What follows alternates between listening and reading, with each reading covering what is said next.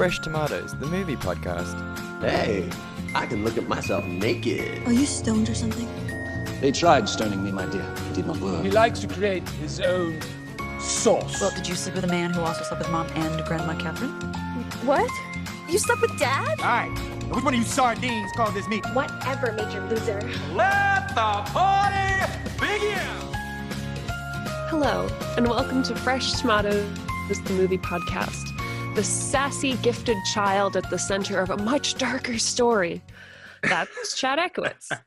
And that's Simone the Roo. Oh, back again. You know what? You should just do the intros from now on. I don't care. Yours are so on point every single time. No, you do great intros. Don't sell yourself short. I just keep talking until something funny comes out eventually. That's kind of been my strategy with life so far. So, you know. I mean, same. We've both been faking it till we make it. Is that not the millennial way? Is that not the white way? Oh, damn.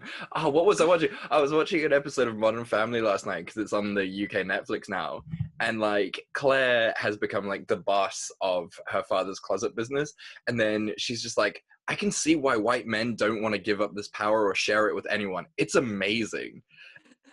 And I could not stop laughing at that. I love Modern Family so much. It's such a good show. And I mean, I think in South Africa and definitely the UK, it's a highly underestimated show. And like, no one watches it. It's outrageous. What's his name? The dad in it? Yeah, Phil Dunphy. Phil reminds me of my dad so much. He actually is a hell of a lot like your dad now that I think about it. It's eerie. This like giant kid in an adult's body, yeah. like with my long-suffering mother. Oh man, I love sort of that whimsy that he brings to everything, and I think all of us should live more like that in a strange Philosophy. way. Philosophy, exactly. And although, to be fair, Simone, I think you and I do live with that whimsy because we have this podcast, which is all about optimism. And if that's not true. Philosophy in its truest form, I don't know what is. I mean, in all fairness, I think I got my optimism about movies from my dad. I spent a long time growing up really liking really shitty movies and then like only realizing they were shitty much later because like I'm so easy to please. So is my dad. You are the perfect person to do this, to host this podcast if you're so easy to please, and I think it does help when we are the most forgiving people on the planet when it comes to movies. When it comes to movies. So for those of you who are wondering what this podcast is about, if you haven't guessed from our sort of off-key tangential references so far, this is a podcast where we take two bad movies that got critically slated scores on Rotten Tomatoes, and every week we say nice things about them and tell you whether or not you should watch them. And this week, as no different. So what are we doing this week? So this week we are doing our theme of books made into movies. And we have picked two doozies. We are doing The Dark Tower, which got 16% on Rotten Tomatoes. Yikes on bikes, man. Yes. And you will be covering The Golden Compass, which I'm not sure what it scored on Rotten Tomatoes. Do you have it in front of you? I do not, but I can tell it's probably going to be not very much. You know, it's a sad 42%. Oh, that is surprising. I did not think it would get so high. Well, that is a shocking revelation at this late stage in the game. I am very confused by Rotten Tomatoes sort of rankings, and I guess it's like obviously people based and whatever, but you know, I'm really confused by how they rank things sometimes. Like the fact that this almost got more than 50%, like that doesn't make sense. Yeah, it's pretty wild. Yeah, but I guess we'll get into it when we do the podcast. So let's decide who goes first. What are you drinking today? Chad, the liquor stores are open. We managed to go. I have had wine this weekend. Can I say the sounds Rudy and I made when we had our first sip of red wine in 2 months were not fit for human ears? Oh man, I can only imagine. Was it sort of like choirs from heaven singing down upon thee? Oh my God. I was like, I forgot how delicious wine is. Oh, wonderful. Take me through the experience. So take me through the whole event from getting the booze to tasting the booze. Go through it. Take me Uh, through it. so we waited until like Thursday, because we just wanted the liquor stores to like quiet down and didn't Of want to like course. wait in a line or a Mm. stampede. So we went like Thursday morning, more or less as they opened. Mm-hmm. And got like 3 bottles of wine and some whiskey, which is what I'm drinking today. Mm-hmm. And then we wait, and then Thursday night we sometimes try and Skype with our friends if Mm-hmm. internet permitting. But the stars aligned, and we decided to make pizza to celebrate. So I made Oh one wow. like focaccia with like anchovies on, and then one blue cheese pizza, which is the only pizza that matters. Of course. And then while like the pizza was in the oven, we cracked open this bottle of wine. I was so like, it sounds terrible. I was like, oh, I'll open it. It was corked, and then the cork like broke in half because I was so No. like excited. So then Rudy was like, let me do it. And it was just, it was outstanding. Oh, that's so wonderful. I'm so happy for you. You have no idea. Like, Thank you. it's like being in an oasis and no, in a desert and finding an oasis. That's so grand. Were you quite tipsy afterwards because you hadn't been drinking that much I recently? had a hangover the next morning. Oh no. Awful. My tolerance has dropped very low. But that does make you a cheap date, so you know, swings and That's true. roundabouts. Exactly. So did you start with a red or a white?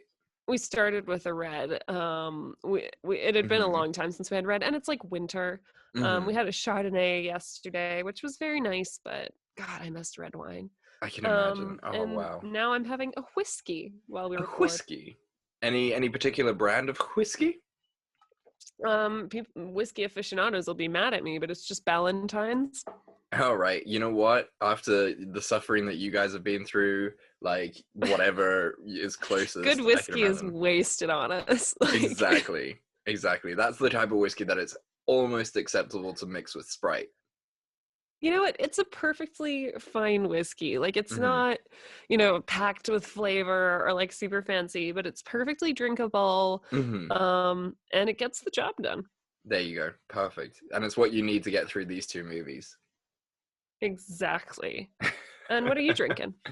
I want to try and make it sound fancier. So I am drinking a Budweiser, which... Oh, Budweiser. The Budweiser, because it was the cheapest beer on the shelf, and I just wanted to get something cheap that was a lot. So, it was quite cheap for 12 bottles. So I was like, yeah, get the cheapest one. Even though, you know what? Budweiser is okay as far as beers go. Fine. It will do, like you said, it will do the job. And I think their slogan that it is the king of beers is reaching very far. Like, how did this patriarchy get elected? Like, how did this happen? Exactly. Like any royal family, it's just there, and no matter how you hate it, someone will appreciate it. Nobody asked you, America. Yeah, which I feel is like really the theme of 2020 is just America. No one asked you. Yeah, quiet down. Go sit in the corner. It's quiet time now. Think about what you've done. Oh goodness me. Right. So I guess you get to go first. Oh, I do. Okay, let's talk The Dark Tower. I am so excited. Are you? Okay. Jake, played by Tom Taylor, is an ordinary boy living in New York with his mom, Lori, played by Catherine Winnick, and his stepdad, Lon, who he doesn't really get along with, played by Nicholas Pauling. Earlier, like a year ago, his dad died trying to rescue people from a fire, and they think as a result, Jake is suffering from visions of towers and children getting kidnapped to destroy this tower that can only be destroyed by the mind of a child. Obviously, everybody thinks he's just suffering from PTSD, but he truly believes that it's real. the more that he investigates this, the more that he gets pulled in, to a point where, after acting out, his parents call some people from a psychiatric hospital to come get him. He realizes that they are from this other world, from his imagination, and he manages to escape. When he escapes, he goes to one of the houses that he saw in his vision that he was able to track down, and realizes that it is a portal to another world. On the other side of that portal, he meets Roland, played by Idris Elba. Roland is a gunslinger. It is never explained what that is, but he does shoot stuff. Roland's one mission is to take down Walter, aka the Man in Black, played by Matthew McConaughey. Walter is trying to destroy the Dark Tower, which supposedly holds the whole universe together, and he is doing that by trying to use children who have a quote-unquote shine. These are psychic children, kind of like the Shining in Stephen King's other novels. Walter gets word that Jake used a portal and that Jake must be a very powerful psychic. So Walter's like, oh my god, I definitely need to get this kid so that I can use him to destroy the Dark Tower. His whole motivation for destroying the Dark Tower, not relevant to this story. Roland also hates Walter because Walter killed his father. Walter has these cool mind control powers where he can just tell people what to do, like Kilgrave and Jessica Jones.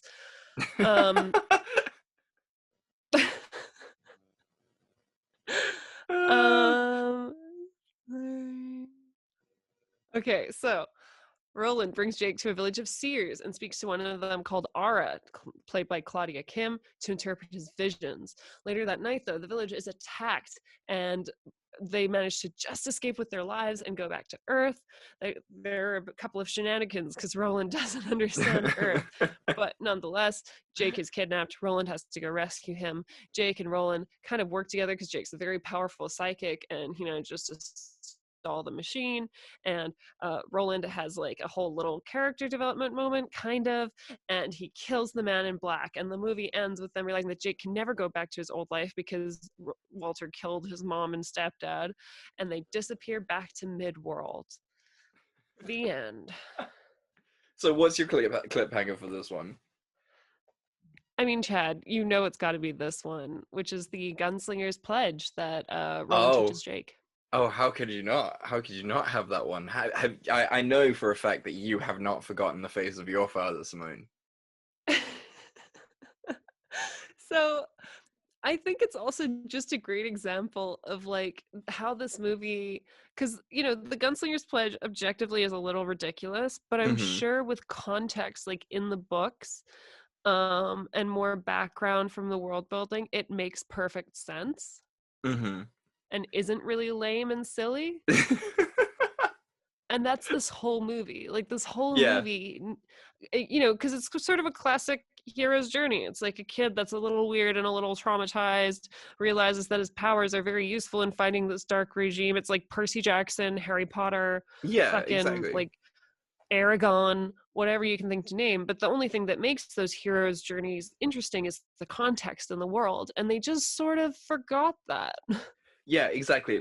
It's insane that I think it's such an interesting contrast in the fact that The Dark Towers is, I think, a 7 or 8 book series that they try to condense into one movie that was not longer than 1 hour and 40 minutes. Yeah. Where The Golden Compass is a series of 3 books where they didn't try to condense, they just try to throw in all the random shit from the first book and made a movie almost 2 hours long. And even though both are so different, both failed. Yeah.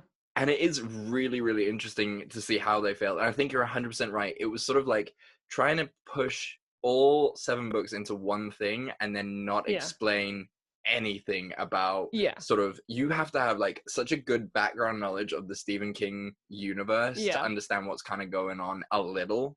That this movie just and is if you ask nonsense. any questions, it immediately falls apart because they're just not giving you those details. Walter has this lair with these lackeys who help him, but it's what's their goal? What's this organization called? Why do they want to destroy the tower? Why? None of that is explained. Roland and the whole lore with the gunslingers, never explained. No.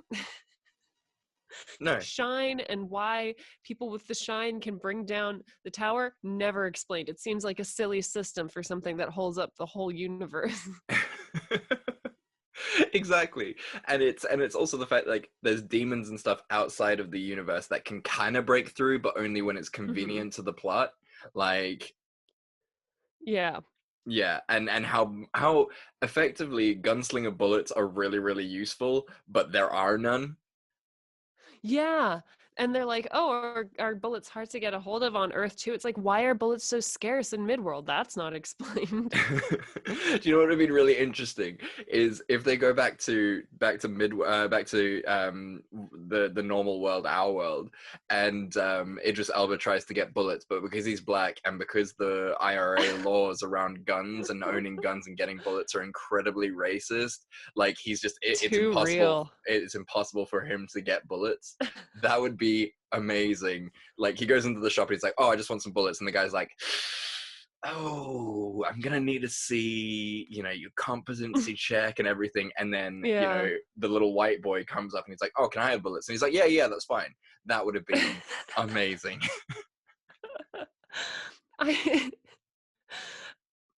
If you do want to see Stephen King done well on TV and addressing like racial tensions, Castle Rock is actually a really good show for that. I've been watching more of it, and it's amazing. Awesome, amazing. And that's what we need at times like this, like Yeah. racial understanding, and not this nonsense of just, God.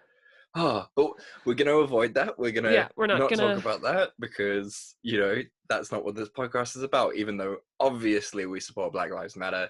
It goes without Yeah, saying, guys, come on. but even, we should say it in the fact that we do support Black Yes. Lives Matter. And if you don't support Black Lives Matter, if you are one of those people who believes that all lives matter, you are kindly welcome to leave and never listen to us again. That would be Yeah, you great. can get the fuck out.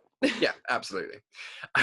So what did you enjoy about it, apart from this sort of like shallow skimming of the Dark Tower Yeah. series?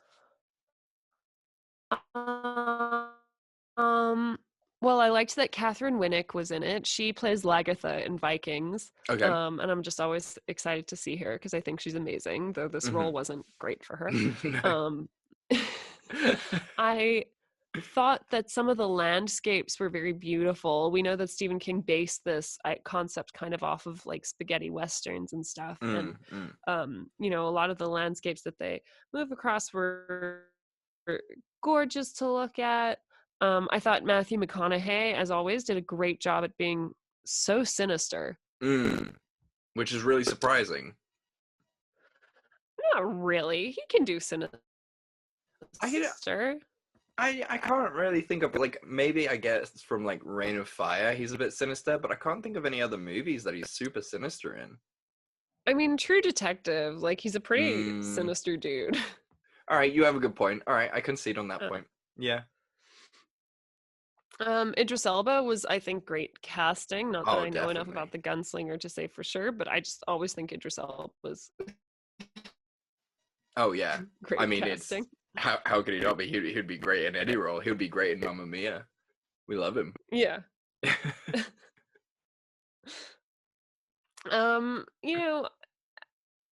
I just, this is always the problem with trying to make epic fantasies into movies. Like, when are we going to learn once and for all that, like, the best way to do this is to make a TV show out of it?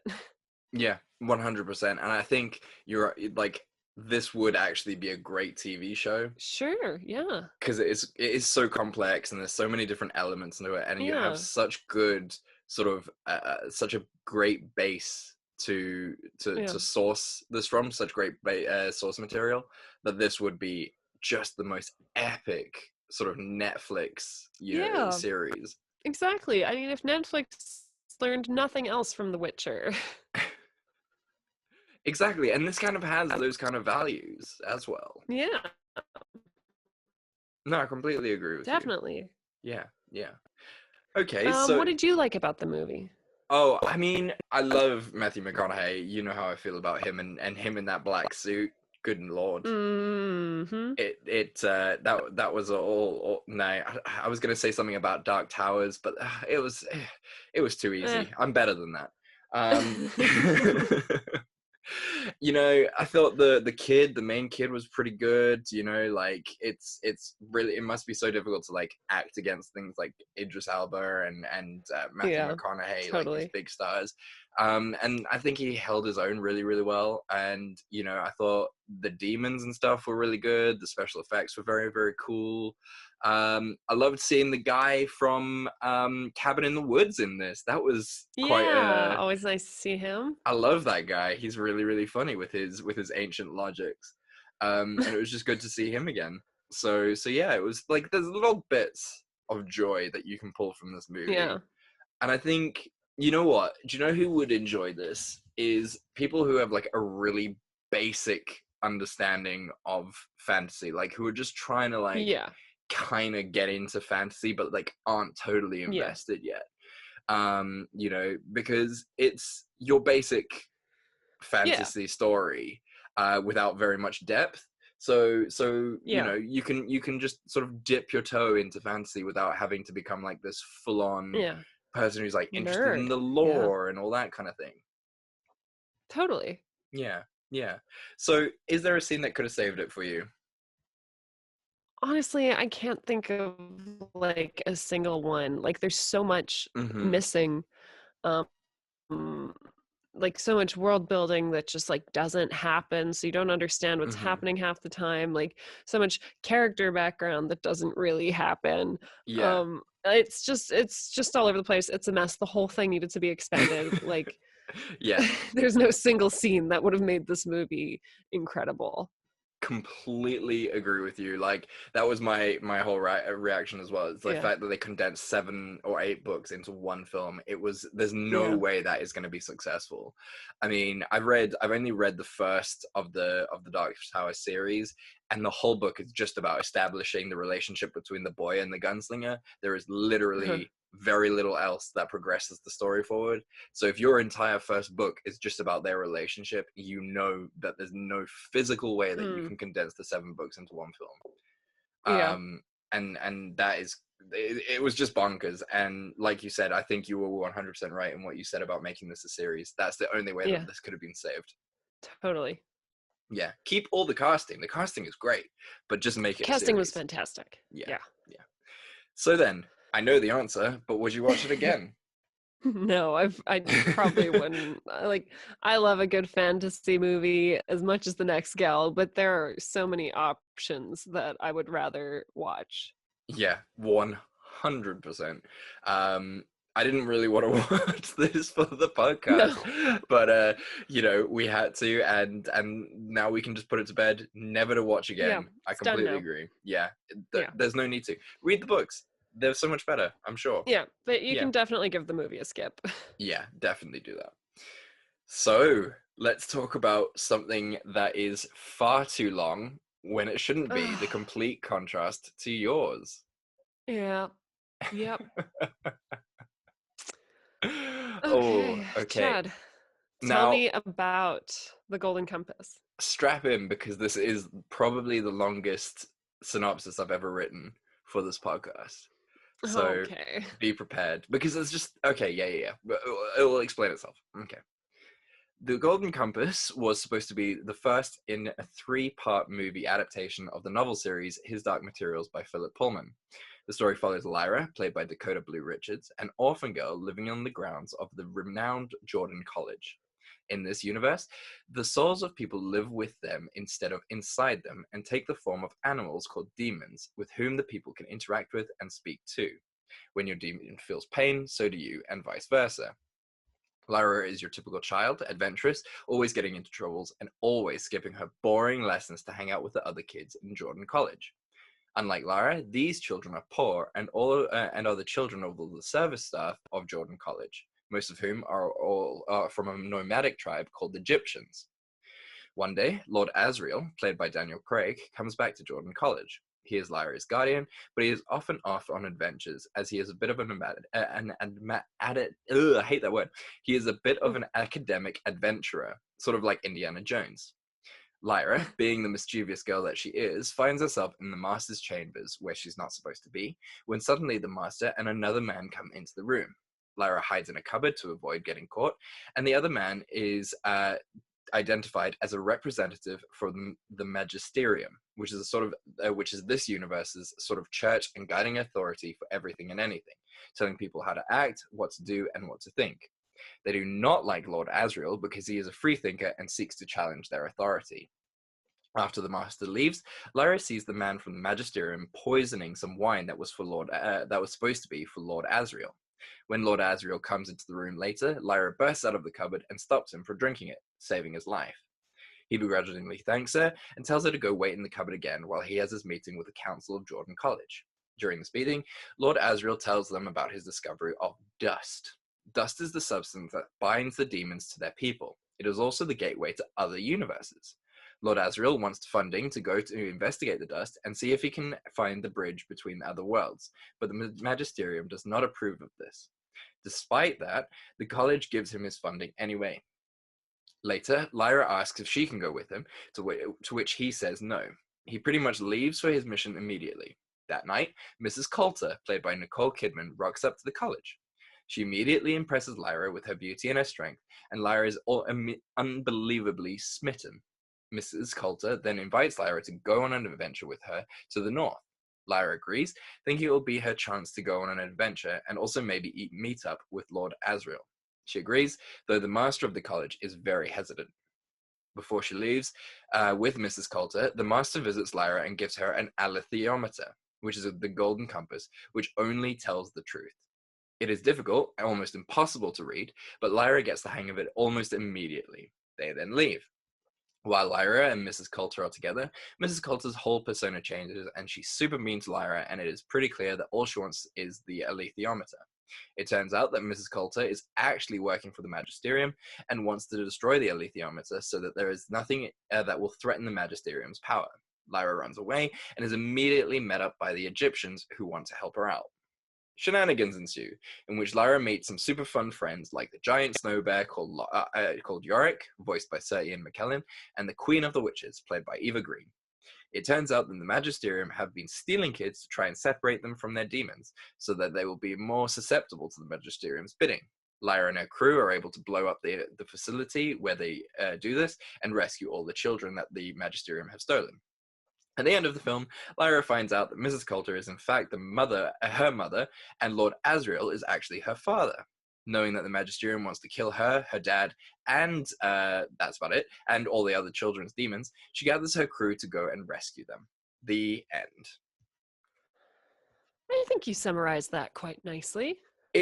Do you know what's frustrating about that summary? It's the fact that most of that happens in about the first half an hour of that film, and then the rest of the film you can just kind of skip, and it wouldn't make that much of a difference. Yeah, that's actually true. So you've read The Northern Lights, the book that this is based off, right? Yes. I've read the first one and half of the second one.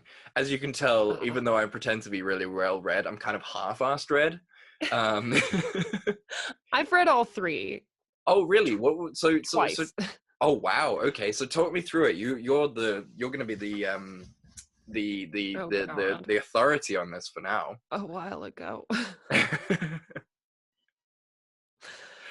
I mean, look, I think that the casting in this movie was really something. I think Nicole Kidman was amazing for the role. I think Daniel Craig was outstanding. Oh, yeah. I loved, casting Eva Green in anything is always a good idea.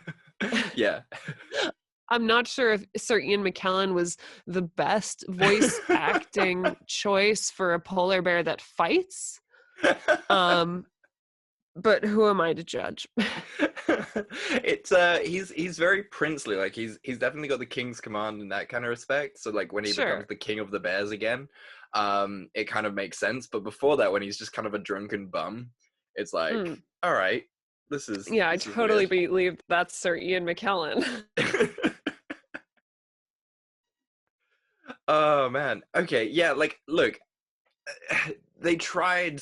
Clearly, what in my mind happened was they were like, okay, we're gonna plan for 3 movies, and So Yeah. they started writing it out for 3 movies, and then like halfway through filming, they found out that they just weren't going to be allowed to do the other 2 movies, and like this was going to be a Yeah. bust. So they were like, "Fuck it, we've written the script for this, but let's just try and pile as much in as possible, so that maybe we can Yeah. get the support of the public." Hmm. And that kind of just backfired. That's my Yeah. kind of thinking. Look, I mean, again, like much like with the Dark Tower, like this should be a series, which it is now, and we'll get into that. Yes. Um, but whenever you're trying to adapt a book into a movie, you have to sacrifice certain scenes Mm. and certain characters just to make it flow, like in the short time that's allowed to in a movie. Mhm. This whole movie was just, they were trying to like hit every beat. And it Yeah. was so rushed. Like Lyra's at Oxford and she's being sassy. Then she's with Miss Coulter for like 4 hot minutes, even though like that's like 3 whole chapters in the book. And then like she's like with the Egyptians and their motives aren't really clear. And then Yeah. she's with the ice bears and she solves that diplomatic crisis real quickly. And then she meets this aeronaut, and then she's in this facility, and like you're just like, it's so exhausting to try and keep Mhm. up with this. And then on top of that, obviously they're trying to run in with the themes of like the church, and the church trying to eliminate sin, and you know, Mhm. the whole series, you know, is basically like God is dead. It Yeah. doesn't matter. Um and the church, maybe you shouldn't trust them. So they're like trying to work on those themes and trying to explain dust, which also has like a very particle physicsy Yeah. Yeah. aspect to it, and original sin, which I mean is also like a whole thing. Um Yeah. And and just by the end, you're so tired. it's unbelievable, like, because it's sort of, what was that other film that we watched so long ago that was just, oh, it was Charlie's Angels, where like things just Yes. go and happen from moment to moment to moment, and it's just like, whew, okay, let's slow down a little bit. I mean, Yeah. for a Charlie's Angels, it makes more sense because like there are pretty women doing sexy things. Yeah. So like you're able to deal with like the very intense feelings that you've got from Yeah. moving from one scene very quickly to the next. But in this, Yeah. where there is so much depth to get into, and it's such a Yeah. meaty premise, to do that, it's Yeah. just like, everything is everywhere, and I don't know what to do with myself. Everything's a symbol. I did like how they like squeezed in the golden compass, like the title into the thing. Oh my god, they always do. They're very good at that. It's great to just be like, Mm. oh, there's the golden compass. When I was a kid, all I wanted in this world was to have my own demon. What do you think? That was actually going to be my question. What do you think your demon would Ooh. be? Oh, I know the answer to this because I've thought about it a lot. Okay. It would be a fennec fox. Ooh, I like that actually. Not just because they're adorable, but they're actually quite vicious, and they're made for survival in very hot conditions, which I like hot conditions. That is true. You do like hot conditions, so that's perfect And for they you. mate for life too, and I'm also a very loyal person. That is also true. Yeah. Oh, that's actually kind of perfect. Yes. Well done. Good choice. Thanks. I like them. What would yours be? Oh, I don't know. That's a very, very hard question. I would probably say a golden Labrador, just because of who I am. Like, Like our little mascot? I don't know. I kind of get like slightly feline vibes from you. what? So like a oh, what do you call them? Those like, it starts with ocelot. So like an ocelot kind of thing. Maybe. I don't know. I always get more like feline type vibes from you than dog like, because you're very like clever and cunning. Well, not cunning, like not trickstery, but like I don't know. It's just this conversation is just devolving into, you know what? Actually, I think your demon would be a snake. I think you're very much like a snake. Because you're a Slithery. Slytherin. Oh man. So the TV show, you haven't seen any of it, have you? No, I haven't. Please tell me your impressions. So I absolutely love it, and it's exactly what we were saying um about the Dark Tower and the fact that it would be better made as a series, because this, they obviously listened and were like, cool, we need to make this as a series. So it's a BBC original series called Okay. His Dark Materials. So it's actually based on the name of the series of books, Of the which is trilogy, cool. yeah. And they changed the casting quite substantially, but you know what? It kind of still works. Of course. So if we just look at the two or three main characters, so James McAvoy plays as Lord Asriel. That is sexy. It is a very, very sexy casting, and Oh my goodness. Miss Oh Coulter, my god. right? James. Yeah. Like it kind of just like warps your whole view. Like I think Daniel Craig was really good for the role, Yeah. but James totally. McAvoy as well. Like damn, because like damn.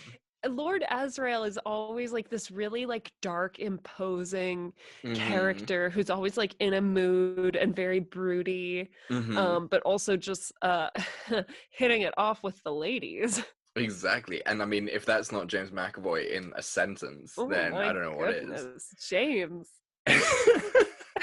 You're gonna watch that whole thing tonight. I didn't know how right that was until I heard it. It's perfect. It's perfect. And then Ruth Wilson plays Miss Coulter, Mrs. Coulter. So you'll Where do I know recognize Ruth her. Wilson from? Yeah. You'll recognize tell me. her from she is in let's have a look. Anna Karenina.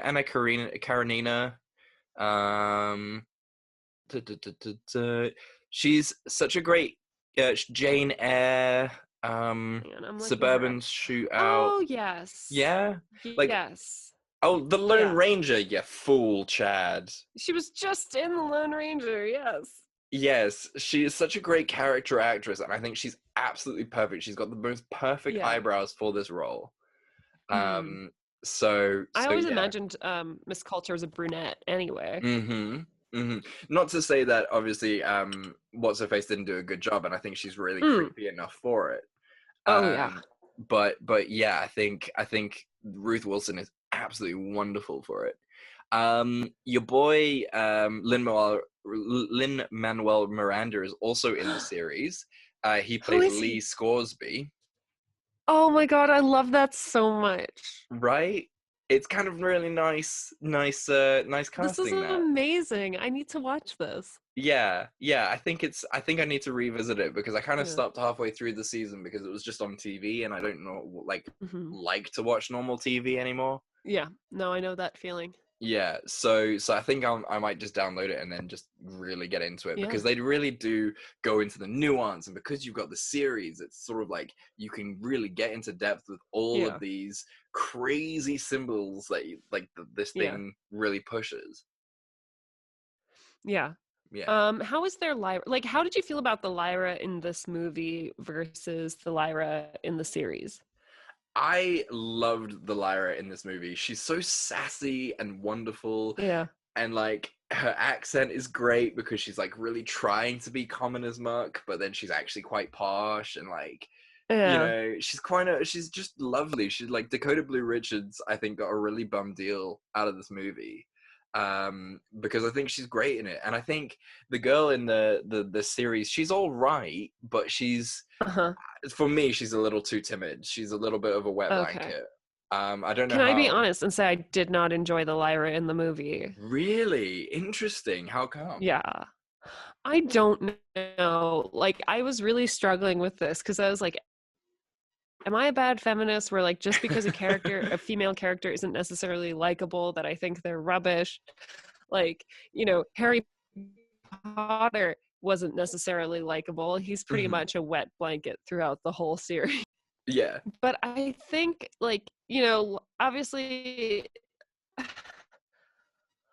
I'm trying to wonder if I'm just like frustrated with the character, because Lyra's whole thing is she like talks herself into shit and talks herself out.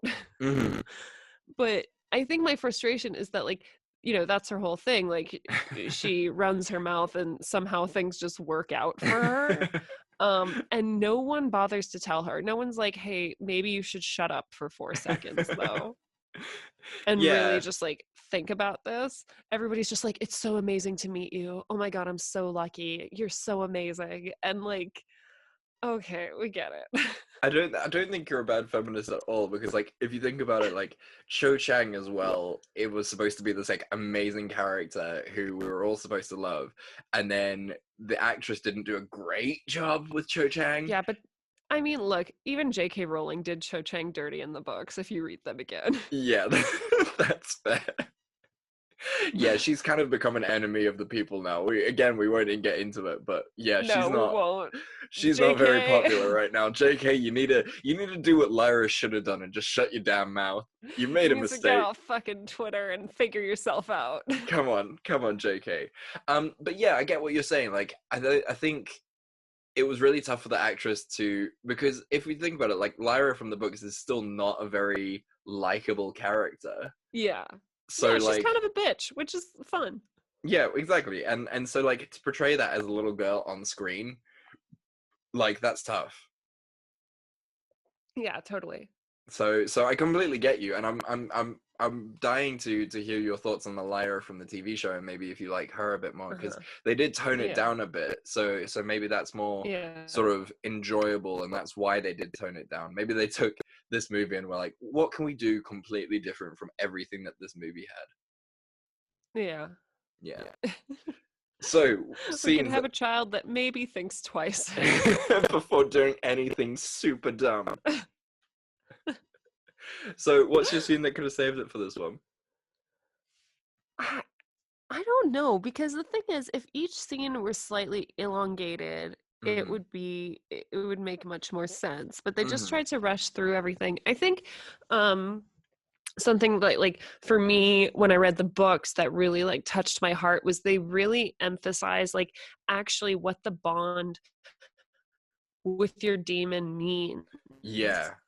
And what it's like, and like how physically painful it is for them to be far away from you, or and also just how like socially inappropriate it is for someone else to touch your demon. Like it's basically this unspoken taboo where you just know not to touch someone else's demon, and they kind of touch on that, but they don't really emphasize it. So when there's that scene where they're trying to like separate Lyra from Pan, her demon, like you don't understand like the full gravity of what's happening. Like that's her literal soul and like closest friend and like your anchor to reality, that they're like essentially severing your bond with them, and I think that that's not like the importance of that and the significance of that isn't really driven home as hard as it could be. No, absolutely. You're 100% right. And I mean, even when that little boy who gets separated from his demon comes back, like he kind of seems very okay.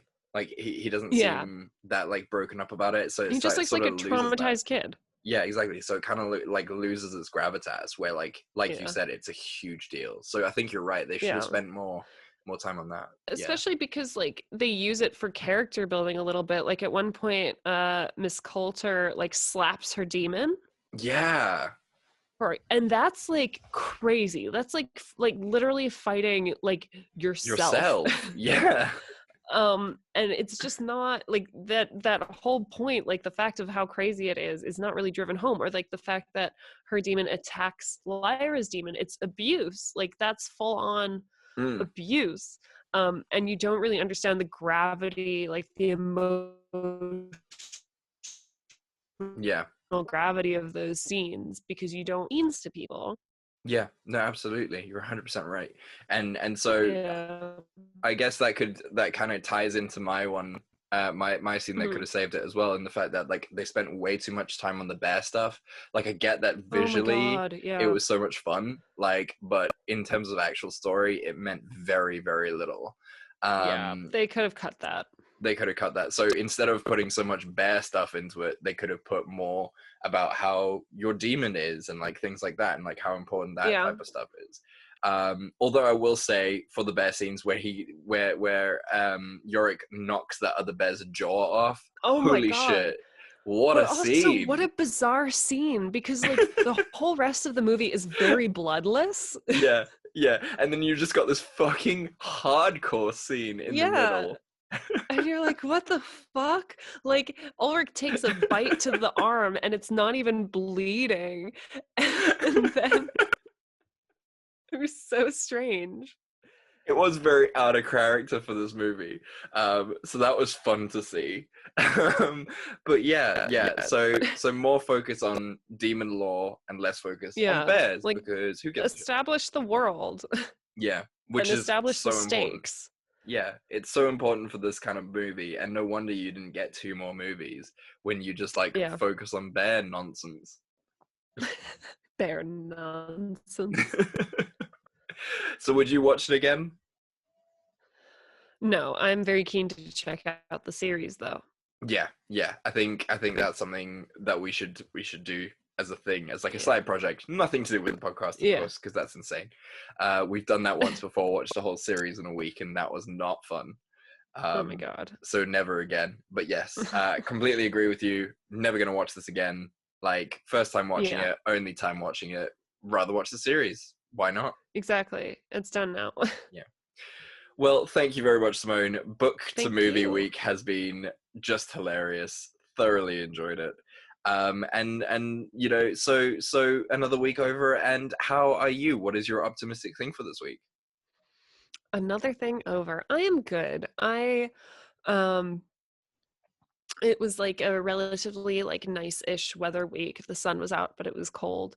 Mhm. And my optimistic thing for the week is now, so before, when we were in an earlier stage of lockdown, we were only allowed to exercise for like a 3-hour period, which was in the mornings, so from 6 Right. to 9 a.m.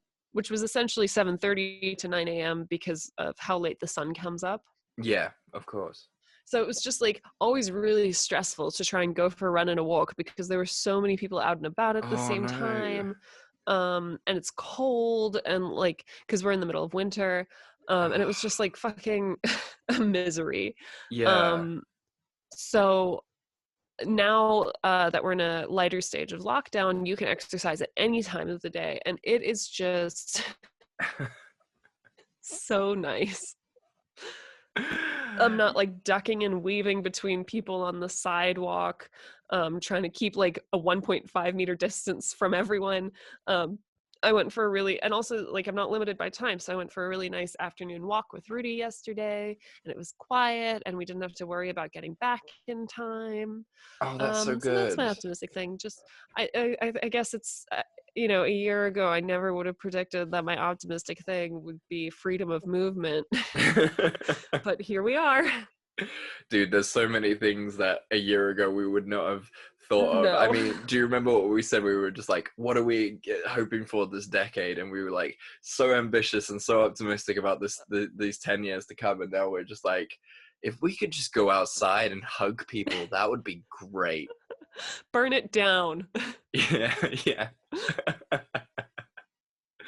Oh God, yeah, I get that. So my optimistic thing. Tell me. Yeah, my optimistic thing for this week is I went up into the loft. Like, my dad wanted a bit of a clean out of the loft. So obviously, because I'm still living with them, like most of my shit is upstairs in the loft in boxes and stuff. And I just wanted to go like go through everything, like just clear out what I don't need, so that like when I do move into my own place next year, like everything that I need is there, and like there's no sort of ancillary shit that I don't need. And I found 4 notebooks, Simone. 4 notebooks. Oh my gosh. I am so happy to have Are notebooks. they empty? They are empty. There's like 4 or 5 pages on each which have notes. And it's just lovely to see those notes and see like how far I've progressed in like writing and stuff. And like all my old ideas and things. But it is still so nice to just find 4 hardcover empty notebooks. I am so pleased. Cool. It's so good. So like I literally like a week and a half ago I was bitching because I didn't have any notebooks. And you know what? The heavens have provided. All I had to do was just go look. So that's kind of really made my week, just having all these notebooks now. Oh, how nice. Yeah, it's the simple things like freedom of movement and notebooks. Again, we could not have predicted. No. So, Simone, what are we going to do next week? So, our theme originally for next week was just going to be period films. Yes. And that movies that hate women, or like movies about how much society hates women, I guess, would be the better topic. We'll try and come up with something. And the Scarlet Letter. It's pretty crazy, to be fair, though. Like, it's actually kind of worked out perfectly, because if you think about it, period dramas about hating women and how women are sort of marginalized in society is how history has seen women forever. Yeah. So it's No, kind definitely. of like on point with that kind of theme. And in all fairness, a lot of old school like classic literature like Jane Austen and Anna Karenina, like you mentioned earlier and stuff, like is critical of how women are treated in society and how much more capable women are. So I guess it was inevitable that we'd get a bit of a feminist bent to the theme. Yeah, without question. So I'm very excited for this week. It should be a lot of fun, not because it's hating a woman, but because we're going to just be so very mad and shaking our angry fists. Oh, so many angry fists. So many angry fists. And since we're talking of angry fists, thank you guys so much for listening with us. I know the world is a bit of an angry fist right now, and I hope that we have been able to provide that little bit of optimism every Tuesday and Thursday for you guys. And if you feel that we have done so, why not thank us by leaving us a review, leaving us a rating? Yeah. It really does help us get that optimistic message out. And, you know, we are all in this together, and we really want to, you know, support you guys and make sure that, you know, with all the dark stuff, that you do have a little bit of light, because you know what, we all need it. We all need that little bit of a break every now and again. You guys are out there fighting the good fight, and we support you. And you know, if this provides a little bit of help, then thank goodness for that. And where can the people speak to us if they want to talk to us, Simone? They can, if they want to brave social media, they can talk to us on Twitter at FreshTomatoesMP. They can email us at freshtomatoespodcast@gmail.com. Excellent. You've gone dead, but I'm going to assume you finished. No, I'm here. Yes, okay. I did. Okay, cool. Well, boom, boom, and boom town. And guys, as we say at the end of every week, we love you, and there's nothing you can do about it. We love you, and there's nothing you can do about it. Goodbye.